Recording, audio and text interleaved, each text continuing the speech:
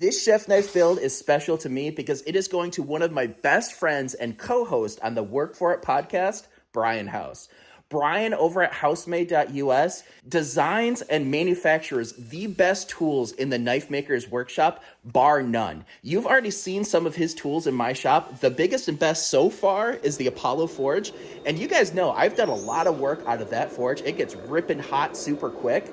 But we've got a new piece of equipment in the shop that he sent me. That piece of equipment is the new house-made belt grinder, the Tsunami. This thing is bigger and better in every single way that you could want as a knife maker. We've got a 3-inch wide belt. That belt is 79 inches long. Now, most belt grinders that knife makers have are 2x72s.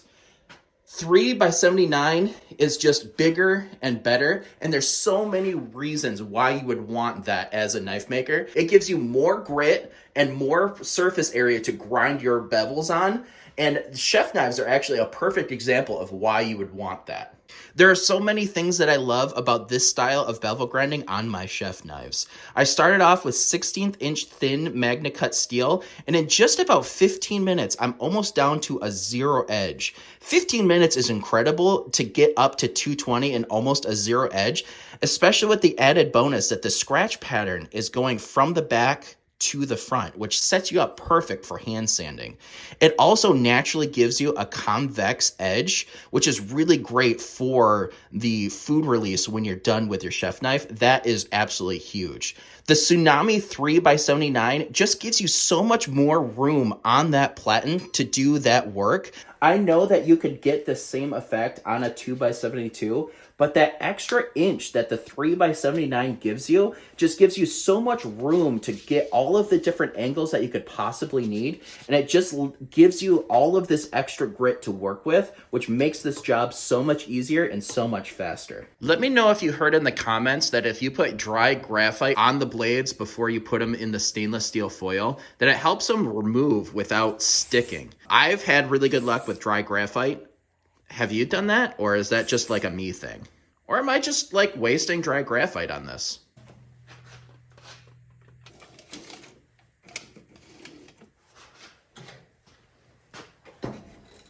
While I'm sitting here waiting for the heat treat oven to get up to temperature, I've got my baby dog in here. I don't think I've shown him off on the YouTube channel yet, but this is our golden retriever, Hutch. What do you think, big boy? What do you think? You've got a lot of puppy energy going on, don't you? He's a good boy, though. He's going to be a good shop dog. Hutch very much wants to be a lap dog. And, of course, as I try to say that, he jumps down. There he is. Oh. I just don't know how good of a lap dog he's going to be when he's like 100 to 110 pounds like his parents are.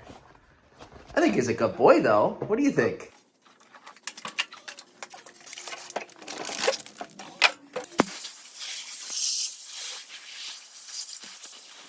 Now, I'm not going to lie, because how thin that Magna Cut is, and the fact that I definitely should not have made a pouch this big and put 2 knives in it, I'm a little bit worried about warps. So let's cut this thing open and see just how warped it is. I mean, there's so many different ways I can take out warp, so I'm not worried about it. But Magna Cut is also notorious for warping, so...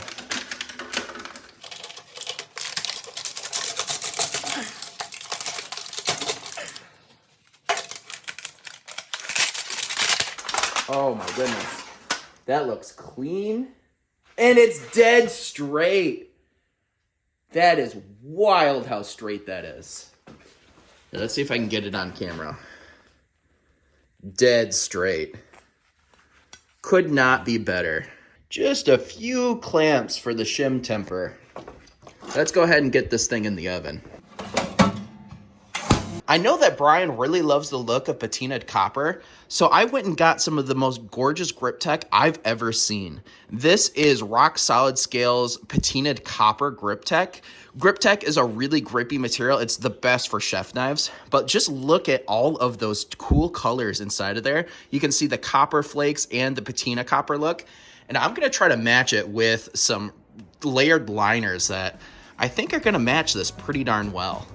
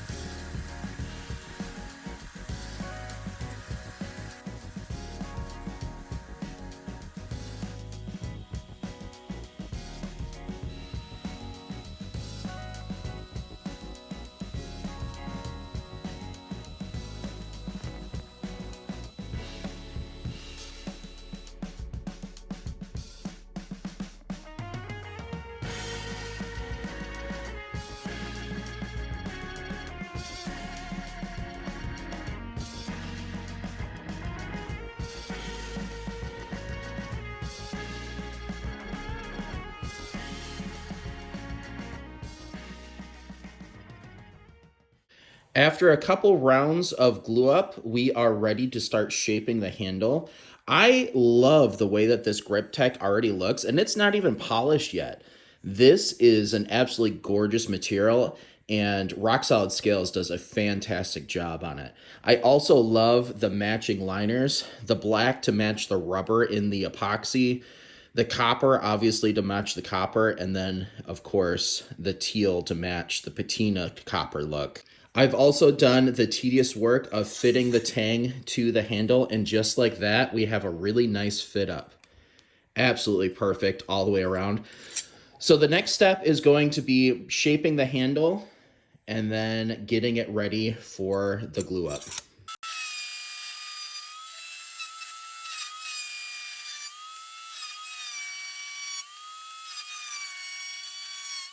One of the nice things about Housemaid's new belt grinder is it's not only a 3x79, but you can switch it right back to that standard 2x72 for all of those processes that you still want that standard belt size for.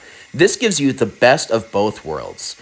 Here I am shaping the handle into a classic Japanese wa style handle. It's an octagonal handle that's super comfortable with a few little small changes that I personally prefer. While I have you guys here, why don't you go ahead and do me a giant favor and subscribe to this channel? It's free to you guys, it costs you absolutely nothing, and it helps my channel immensely.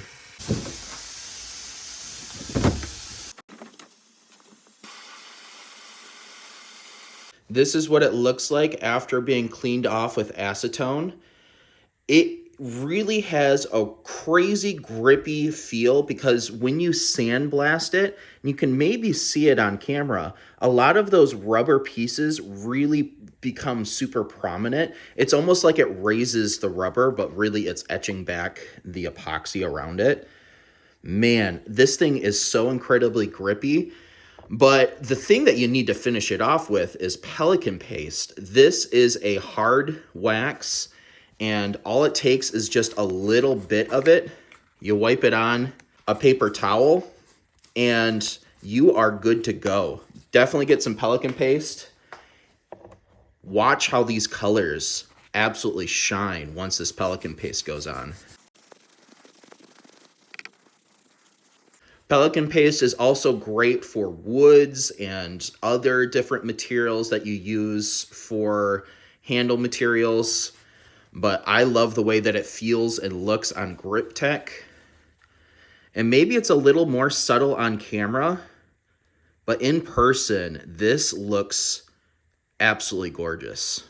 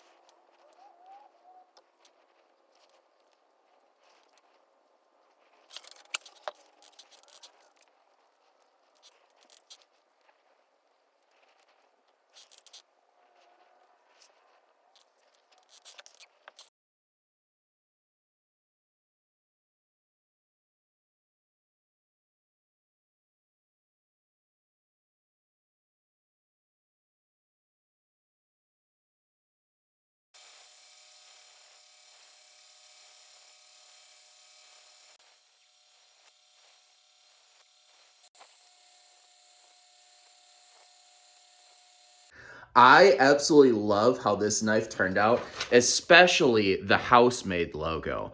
Man, I need to get a logo with a black background because that looks so cool. Brian House knows how to make a logo, I'll tell you what. Let's see how this thing turned out.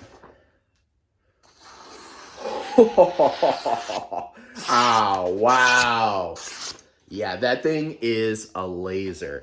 And if you want a laser as well, guess what? I made two of them. So this one is slightly different. It's got a sandblasted and an acid etch finish and an ever so slight S-grind. You can see, I don't know, yeah, I think you can see that S-grind on there. So if you want a knife just like Brian House got for Christmas this year, check out the website. It's going to be on there and the link's down below. Speaking of Brian House for Christmas, let's go ship this thing to him and see what his reaction is. Let's go! All right, I got a package here from my buddy Brian Cohn over at B Cohn Knives, shipped all the way from Michigan to here, Fort Myers, Florida. Brian, I don't know what this is. He hasn't told me anything at all, so all I know is it's something he wanted me to open on camera, so let's do it. Oh, geez. Okay, all right. What's the night? You wrapped it, of course. Brian wrapped it. It's like a Christmas gift. Oh, geez. Here we go. Oh, yes. Oh, look at this. Get it out of here. I feel grip tech. That's what I feel on there. Work for it, baby. Merry Christmas from the Cohn family to the Houseworks. Brian and Emily. Okay. Let me just cut this off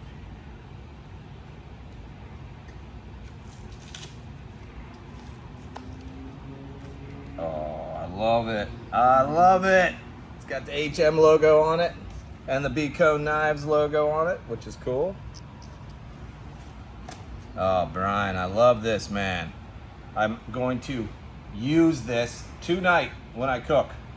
Thank you so much, Brian. I really appreciate it, brother. Love you. Work for it, baby!